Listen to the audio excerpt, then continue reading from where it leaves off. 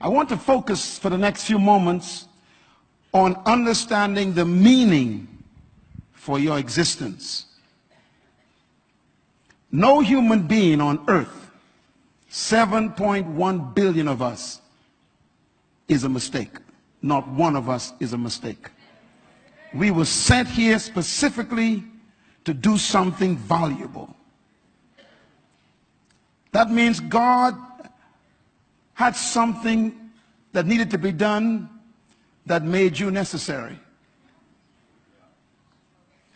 God created nothing for entertainment. He created nothing even for beauty, even though what he created may be beautiful. It was not for beauty. Even the colors of the flowers that you pick and put in your home, the colors really are not for beauty. I discovered in my research that certain insects can only see certain colors. So God designed the color in the flower to attract only one specific type of insect. So that color has a purpose. And most of us don't know our own purpose on earth. So I want to give you 5 questions to write down that you must answer if you are going to be successful on this planet. 5 questions. Write them down. Don't forget them. These 5 questions are so important that they control the entire world. Everything that every human does on earth is motivated by these 5 questions. The poorest man sleeping under the bridge is trying to answer these 5 questions. The wealthiest man living in the palace is struggling with these 5 questions. Every race, every creed, every ethnic group, and every culture is fighting over these 5 questions. These 5 questions control the whole world. They actually create industry. These 5 questions create the fashion world. These 5 questions develop entertainment worlds. These 5 questions wake you up every morning. These are the questions that produce corrupt leaders. These are the questions that produce people who abuse their own lives and abuse other people. These 5 questions control politicians, presidents of countries, and prime ministers. These 5 questions control pastors. These 5 questions control young people on the street, selling their bodies. It's because of these 5 questions that young people take drugs and sleep together without marriage. These 5 questions are so powerful that they cause the destruction of war in the world. What are these 5 questions? Number 1, write it down. Who am I? Who am I? It's a difficult question to answer. The second question that controls the human race is, where am I from? Where did I come from? What is my source? Some say you came from a monkey. Others say you came from a salamander that crept up on the rock 6 million years ago and became a tadpole and became a frog, which also became a monkey that became a man. Some believe that. The third question every human is battling with is, why am I here? It's a tough question. The average human being does not know why they're on planet Earth.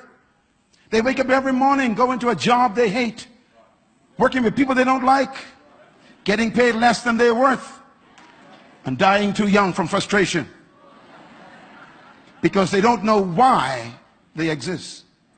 The fourth question every human must answer is, what can I do? Write it down. What can I do? The average human on earth have no idea about their ability. 90% of the human population will die and never achieve more than 10% of their true ability. This is a tragedy. And the last question every human must answer is, where am I going? What is my destination? Everyone wants to know, what is my future? Where am I going in the next 20 years, 40 years? What will I be when I am 75 or 82? What is my destiny? And these 5 questions are frustrating the human race. It is these 5 questions that changed my life. Because these 5 questions are the questions that I couldn't answer. And when I was 13 years old, I began to read the Bible for myself. My father was a Baptist pastor, and he couldn't help me with the 5 questions. I went to a church and became religious and never got a question answered. So I decided to search for it myself. And I picked up the Bible at age 13, very young, teenager, and I began to read the book of Matthew. And the book of Matthew led me to the book of Mark. And then I read the book of Luke, and I memorized the book of John, and my whole life as a teenager exploded. I became like an adult before time because I learned principles that adults didn't even know. And by the time I was 17 years old, I was the most famous teenager in my country because of the Bible I memorized. And it was during those years that I began to grapple with these 5 questions. Who am I? Where am I from? Why am I here? What am I really capable of doing? And where am I going? And I discovered that the greatest tragedy in life is not death. There's something worse than death. The greatest tragedy in life is life without a purpose. Nothing is worse than being alive and not knowing why. Breathing oxygen and eating food and getting energy and don't know why you have it. This is a tragedy. To live for 80 years and still didn't know why you were here, that's a tragedy. Without a purpose, life has no meaning. It has no sense of destiny, no sense of precision.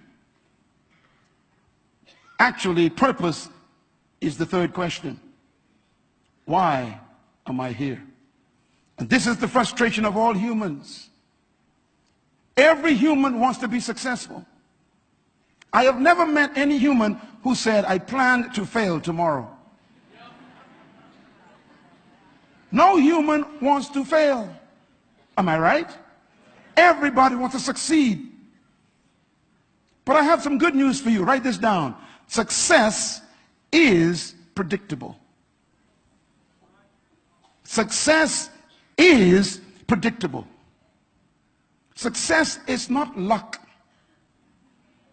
Success is not an experiment. You can predict success. I'm going to prove that in a minute. Success is designed by God to be predictable. But I want to quickly say the antithesis also is true. Failure is also predictable. Write it down. Now here is a paradox. Success is predictable, so you can literally plan success. I am successful today in my life, globally impacting millions of people, because I made a decision as a teenager as to what I want to be and do. What made me successful? I'm going to give you the answer now. And it's the same reason why people fail.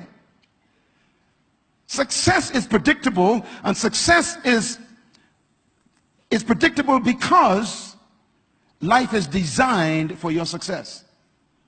But failure is also predictable because failure is the same result as success. Let me explain what I mean.